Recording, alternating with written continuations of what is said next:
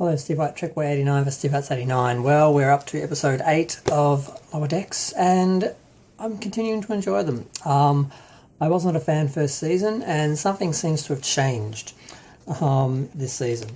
Now, this episode was kind of interesting. It starts off with the Lower Decks members repairing a satellite or something in space, and unfortunately, the bridge crew gets a repeated distress call from a ship in a time causality loop, and they warp off and leave them in space for 6 hours, and they nearly die.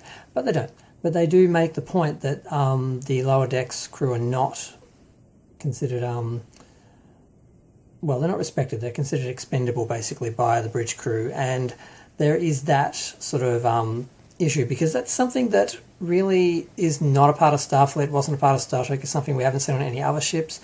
The idea that that was how it was in Starfleet kind of offended me, but the idea that it's just this ship that is just some sort of irregularity kind of actually doesn't bother me as much, which they do kind of establish because, I'll explain later on, but basically a alien who I believe is from the animated series, but I couldn't find the name of the character, the alien, and it's after 4 a.m. in Australia, and I just didn't have the energy to actually keep searching for it. It didn't come up. But there are a species that is actually in 3 parts, so there's like the head and the body and the legs, and they can join and levitate and float around in separate parts or go back together. She's basically brought on to do a bunch of drills and to put the whole crew through drills, and the reason that she's doing this is to validate the drills, because basically everyone else on all the other ships pass the drills and they seem redundant. But so she found one crew that is awful, which apparently is just this ship, and showed how badly they failed and how much they needed it to validate her job, basically, because they were basically saying she wasn't needed because Starfleet's so perfect, which is that. So this was sort of establishing that the rest of the Starfleet is as it was in Star Trek, and it's just this one ship that is an aberration. So I'm okay with that. The idea that the show was saying that Starfleet was a joke and that they would treat lower decks members and lower ranked crew members differently from the higher bridge crew and stuff was kind of offensive, because they didn't have that in Star Trek. They didn't have that sort of discrimination, I guess, or whatever. So the fact that now they've sort of established that it's just this one ship kind of makes it better. But it's kind of interesting because we see them go through drills. They have these little individual holodeck drill pod things. And of course Mariner goes in, and I actually enjoyed the fact she failed right away, because in the past she's always been just perfect while doing everything wrong, which is always kind of annoying.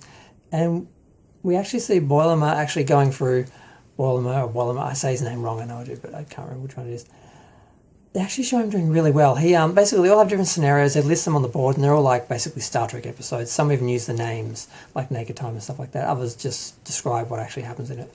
And she initially gets Mirror Universe, fails. She gets what was the one in the one with the Western sets that were incomplete? Not Day of the Dove. Why am I thinking Day of the Dove? It's not Day of the Dove. I can't remember the name of the episode. I can see in my head the old video cover I had of that individual episode, but I cannot remember what it was called now. But she fails at that. She gets trampled by a horse, which I really enjoyed, because I grew up with horses, and I was always afraid that they would trample me. And seeing them trample her and just deliberately trample her was just amusing, because I don't like the character. So, yeah, they go through drill after drill after drill, and the only one, they're all failing except for Boilerma. He's actually got the Borg encounter, and first off he got, I think, what was the percent? 79. He wasn't happy, so he said, do it again. He got 83. And they get to a point where he's actually up to 100%.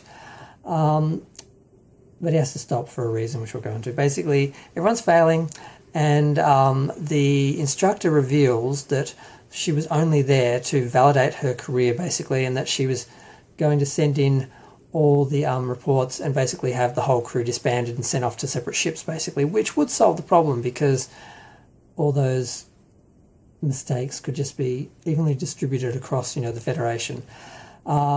they actually think that this has been done for their... Originally, they think this has been done for their benefit because basically she puts the lower deck members in, bridge situations and the bridge crew in the lower decks position, and they do realise the disparity? No. The differences between them and how they're being treated on the ship, and it does actually allow them to see each other's positions, and they see this as a benefit, and they plan to sort of change. The lower decks, particularly Mariner, actually accept that the bridge crew actually do have a harder job and do know better, which is something that's been growing over the season, that she's been realising this. And her mother actually acknowledges that it's not that easy being out of the loop and not being in control and not being in charge, but having to go along for these missions and not really know what's happening. So that's really good for the crew. But when they go to thank the drill instructor for this, she's like, no, I wasn't doing that. I was just trying to fail you all so I can validate my career. And as soon as I put the results through, this whole crew is going to be torn apart. So to get around that, which is actually bad, they decide to just put the ship through a whole bunch of dangerous, crazy missions just to scare the hell out of her until she basically is blackmailed into giving them all passing grades. And in order to do this, they have to keep Boilerman in the holographic simulator, because while his test is still going, because he kept perfecting his scenario until he got to 100, which is where he was at the last minute. And it was nice to see him being really successful. In order to save the crew, he had to keep going. Unfortunately, he ended up with an 8% fail because he just got worn out and couldn't handle it. But we had a very interesting scene after he's captured by the Borg and it's in Data's position from first contact. And the Borg Queen is speaking to him. And it's actually Alice Krig. They actually got Alice Krig. Somehow they could afford Alice Krig, but Picard couldn't. So whether while negotiating Picard and failing with her, they said, well, will you do a voiceover for the cartoon? We can afford that. So it's just bizarre how Lower Decks gets the 24th century so much right, so much better, so much more right than Picard, to the point where they even have, the actual actress playing the Borg Queen. It's really bizarre. You can really see the funding from the Cartoon Network and working with them, how that makes a difference between Picard basically funding itself as desperately as they can, and that's why they're on Earth 21st century, because that's the budget they've got. Basically, they can't afford to apparently do a real season with a real 24th century environment, which would have to be created in a studio and cost a lot of money. Instead, they're on Earth. So I'm really glad for Lower Decks that they had this moment of actually getting the Borg Queen. It really makes a difference. I was listening to it, I'm like, is that Alice Krig? I'm like, no, it's someone doing Alice Krig, because it didn't always sound like her. But then I was watching the credits like, oh my god, it was her. I just thought it was someone doing a really good job of her some of the time. And her interaction with Bolan was funny, because she thought he was an android because of his complexion. And he's like, no, I'm a human. She's like, okay, we'll simulate her anyway. It was reasonably funny. There were a few funny moments. The cat lady doctor is always kind of funny. Her delivery is always really good. And there were some disturbing scenes where Mariner does the naked time, and you see the whole crew basically fulfilling their naked, kinky desires with each other. And you see, I think it was the guy from last week who's the prince. I've forgotten his name. Is it Phillips? Billups.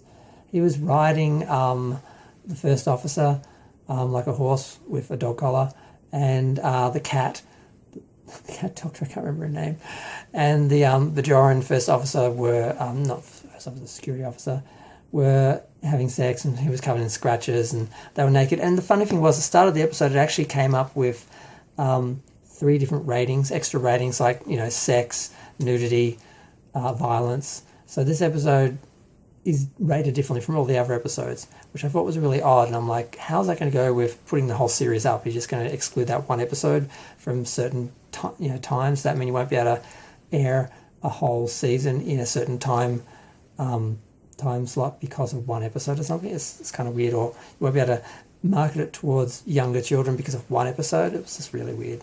But basically they scared her. She changed the things. They didn't get split up, but they kind of showed a bad example of they won against this person who's doing something bad by being bad. So they blackmailed the crooked officer who basically left their job because of the stress or whatever, or I guess she was blackmailed out of it by the captain. So it wasn't a good example. They are still a bad crew, whether they'll ever become a real Starfleet crew, because the jokes really should be within Starfleet and within Star Trek, but they start off being very much about Star Trek and about Starfleet, but now we've seen that Starfleet and Star Trek are kind of intact. It's just this one aberrant crew. So where they're going to go with this, I don't know. But I'm going to go. Feel free to share, like, comment, subscribe. Let me know what you think. I did actually enjoy the episode. I just not quite sure how I feel about this one sort of crew. It's better than the whole Federation being a mess, but we've still got this one crew. How they're going to sort that out eventually, I don't know. Bye.